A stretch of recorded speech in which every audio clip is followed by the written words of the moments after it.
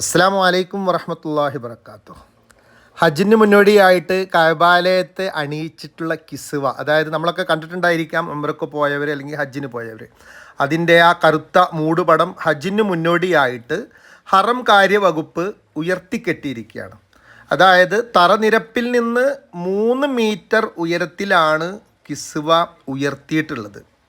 ബുധനാഴ്ച രാത്രി ഇശാ നിസ്കാരത്തിന് ശേഷമാണ് കിസ്വ ഉയർത്തിക്കെട്ടൽ ജോലികൾ ആരംഭിച്ചിട്ടുള്ളത്.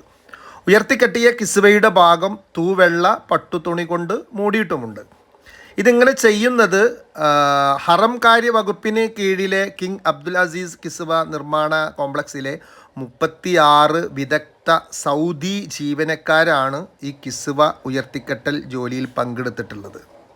ഇതിനുവേണ്ടി 10 ക്രെയിനുകളും ഉപയോഗിച്ചിട്ടുണ്ട്. ഈ കിസ്വ ഇങ്ങനെ ഉയർത്തിക്കെട്ടുന്നത് ഹജ്ജിൻ്റെ തിരക്കിനിടയെ ഹജ്ജ് തീർത്ഥാടകർ ഇത് പിടിച്ചു വലിക്കുന്നത് മൂലം എന്തെങ്കിലും കേടുപാടുകൾ ഉണ്ടാകാൻ സാധ്യത കണക്കിലെടുത്തത് കൊണ്ടാണ് എല്ലാ വർഷവും ഹജ്ജ് കാലത്ത് ഈ കിസ്വ ഇങ്ങനെ ഉയർത്തിക്കെട്ടുന്നത്.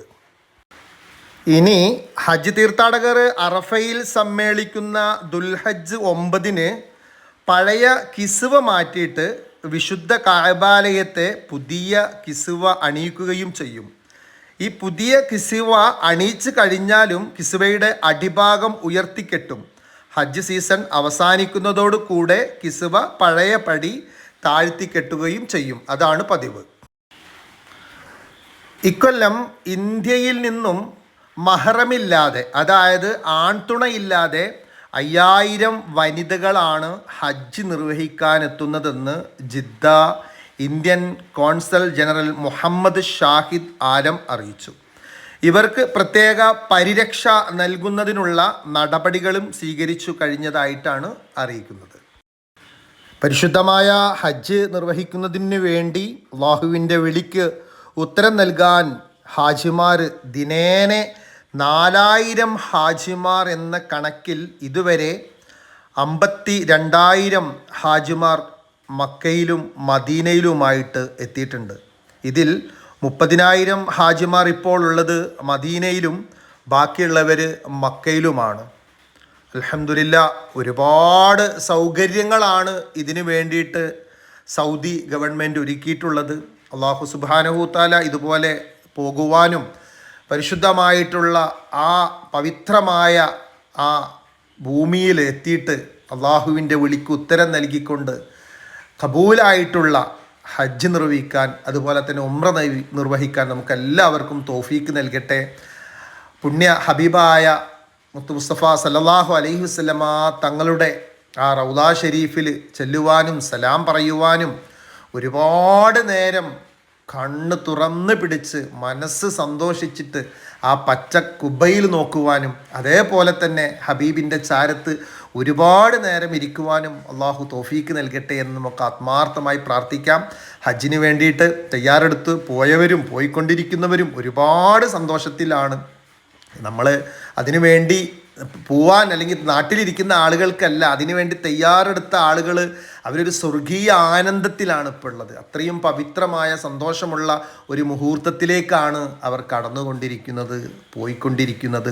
അള്ളാഹു സ്വീകരിക്കട്ടെ, യാത്ര എളുപ്പമാക്കി കൊടുക്കട്ടെ. നമ്മുടെയൊക്കെ കുടുംബത്തിൽ നിന്ന് അടുത്തടുത്ത അയൽവാസികളിൽ നിന്നൊക്കെ ആയിട്ട് ഒരുപാട് പേര് പ്രാവശ്യം ഹജ്ജിനായിട്ട് പോകുന്നുണ്ട്. അള്ളാഹു സ്വീകരിക്കട്ടെ, എല്ലാ കാവലും നൽകിയിട്ട് അവരുടെ എല്ലാ ആഗ്രഹങ്ങളും അള്ളാഹു സാധിപ്പിച്ച് നൽകുമാറാകട്ടെ. അവർക്ക് എല്ലാവിധ അനുഗ്രഹങ്ങളുടെ എല്ലാ സന്തോഷത്തിൻ്റെ എല്ലാ സഹായവും അള്ളാഹു അവർക്ക് അവിടെ നൽകുമാറാകട്ടെ എന്ന് ആത്മാർത്ഥമായി പ്രാർത്ഥിക്കുകയല്ലാതെ മറ്റു വഴികൾ നമുക്കില്ല. അള്ളാഹു സ്വീകരിക്കുമാറാകട്ടെ. എല്ലാ സന്തോഷങ്ങളും അവരുടെ ആ യാത്രയുടെയും അവരുടെ ഹജ്ജിൻ്റെയും എല്ലാ മദത് കൊണ്ടും അവരുടെ പ്രാർത്ഥനയുടെയും പ്രവൃത്തിയുടെയും എല്ലാ സന്തോഷങ്ങളും നമുക്കും നമ്മുടെ കുടുംബത്തിനും അവരുടെ കുടുംബത്തിനും എല്ലാവർക്കും അള്ളാഹു നൽകുമാറാകട്ടെ എന്ന് ആത്മാർത്ഥമായിട്ട് നമുക്ക് എപ്പോഴും പ്രാർത്ഥിക്കാം. ഇനിയുള്ള ഓരോ ദിനങ്ങളും തൽബിയത്തിൻ്റെ സന്തോഷത്തിൻ്റെ അള്ളാഹുവിൻ്റെ വിളിക്ക് ഉത്തരം നൽകിക്കൊണ്ട് അവിടെ അത്രയും തൽബിയത്ത് കൊണ്ട് പിന്നെ പുളകിതമായിക്കൊണ്ടിരിക്കുകയാണ് എന്ന് പറഞ്ഞിട്ടുണ്ടെങ്കിൽ എല്ലാവരും ഒരേ സ്വരത്തിൽ അല്ലെങ്കിൽ ഒരേ മനസ്സുകൊണ്ട് ആ പരിശുദ്ധമായ ഭൂമിയിലേക്ക് കുറേ ആളുകൾ മക്കയിലോട്ട് പോകുന്നു, കുറേ ആളുകൾ മദീനത്തിലോട്ട് പോകുന്നു. ഓരോരുത്തരുടെയും ഓരോ സൗകര്യങ്ങൾ അനുസരിച്ച് അവരവിടെ പോയിട്ട് സന്തോഷത്തോട് കൂടിയിട്ട് ഇബാദത്ത് ചെയ്യാൻ അവരൊരുപാട് കാലം മനസ്സിൽ വെച്ചിട്ടുള്ള അല്ലെങ്കിൽ ഒരുപാട് ഒതുക്കി വെച്ചിട്ടുള്ള ആഗ്രഹത്തിൻ്റെ ഒരു സഫലീകരണത്തിനാണ് അവരെല്ലാവരും പോകുന്നത്. അള്ളാഹു സ്വീകരിക്കട്ടെ. അവിടെ ചെന്നിട്ട് എത്രത്തോളം സന്തോഷത്തോട് കൂടിയിട്ടായിരിക്കും അവരാ കർമ്മങ്ങൾ ചെയ്യുന്നത് എന്ന് നമുക്ക് ഈ പഴയ ഫോട്ടോസ് അല്ലെങ്കിൽ ഈ വീഡിയോയിൽ കാണുന്ന ഈ അവസ്ഥ അല്ലെങ്കിൽ ഇതിൽ കാണുന്ന ഈ ഓരോ രംഗങ്ങൾ കാണുമ്പോൾ നമുക്ക് മനസ്സിലാക്കാൻ പറ്റും. എത്ര തന്നെ പോയാലും എത്ര ആവർത്തി പോയാലും ഒരിക്കലും മതിവരാത്ത അല്ലെങ്കിൽ ആഗ്രഹം തീരാത്ത മടുക്കാത്ത ഭൂമിയിലെ പവിത്രമായ സ്ഥലങ്ങളാണ് കഅബാലയവും അതുപോലെ തന്നെ അള്ളാഹിൻ്റെ റസൂലിൻ്റെ റൗളാ ഷരീഫും അതുമായി ബന്ധപ്പെട്ട സ്ഥലങ്ങളും. ഒരുപാട് വട്ടം പോകുവാൻ അവിടെ പോയിട്ട് സന്തോഷത്തോട് കൂടിയിട്ട് നമുക്ക് അള്ളാഹുവിൻ്റെ തൃപ്തിയിൽ മനസ്സ് നിറഞ്ഞ് ഇബാദത്ത് ചെയ്യാൻ പ്രാർത്ഥിക്കാൻ അള്ളാഹു തൗഫീക്ക് നൽകുമാറാകട്ടെ. അതുപോലെ തന്നെ മുന്നേ നമ്മളിൽ നിന്ന് ഹജ്ജിന് പോയ ആളുകൾ, ഉംറക്കൊക്കെ പോയ ആളുകൾ ഒരുപാട് പേര് നമ്മളിൽ നിന്ന് വിട പറഞ്ഞു പോയവരുണ്ട്. ആ സൗഭാഗ്യത്തിൻ്റെ ആ സ്വർഗീയ ഭൂമിയിൽ അവർ അന്ത്യവിശ്രമത്തിലാണ്.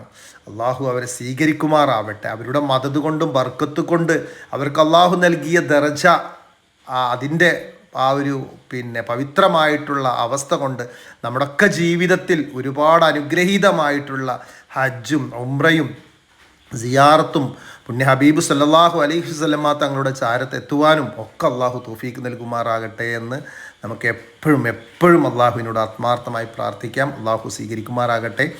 ഒത്തിരി സ്നേഹത്തോടു കൂടി റസാ നിസാമി. അസ്സലാമു അലൈക്കും വറഹ്മത്തുള്ളാഹി.